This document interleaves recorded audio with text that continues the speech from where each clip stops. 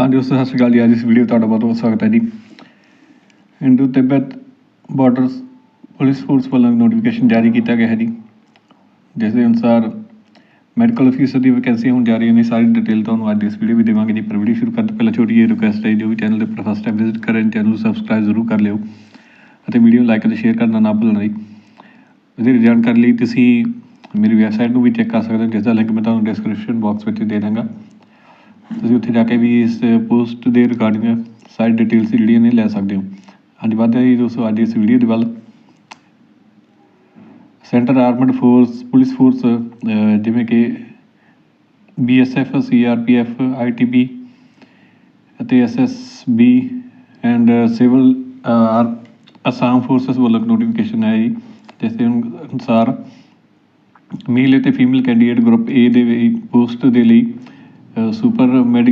Super specialist medical officer second in command, specialist medical officer deputy commandant and medical officer assistant commandant दी वैकेंसियां ने, जो कि जिन्होंने लिए रिक्रूटमेंट होने जा रहा है जी। टोटल जी वैकेंसियां ने 164 वैकेंसियां जिन्होंने नोटिफिकेशन जारी किया गया जी। ओवरव्यू जी डिटेल्स है इस प्रकार ने जी। सब तो पहला super specialist medical officer second in command की वैकेंसी 5 पोस्टां ने जी। इस जो पे स्केल रहेगा जी वो 78,800 तो लेकर के 2,09,200 रुपये रहेगा।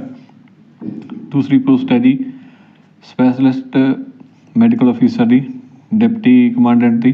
टोटल 176 पोस्टां ने जी इस तो पे स्केल जोड़ा है जी इस वैकेंसी के लिए 67,700 रुपये तो लेकर के 2,08,700 रुपये रहेगा।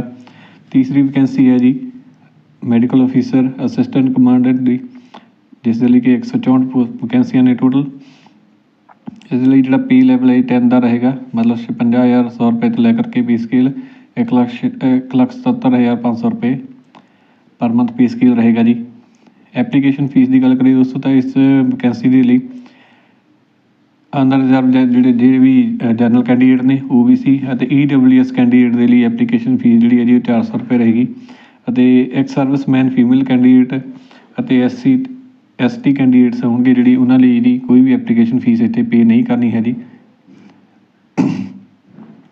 इस वैकेंसी लिए तुम सिर्फ ऑनलाइन ही अप्लाई कर सकते हो, होर किसी भी तरीके ना किया गया अप्लाई किया गया जी थोड़ा जो एक्सैप्ट नहीं किया जाएगा। जेकर क्वालिफिकेशन की गल करिए तो दोस्तों कैंडीडेट की MBBS या फिर इसके रेलीवेंट जी है जी पढ़ाई की होनी चाहिए है जी।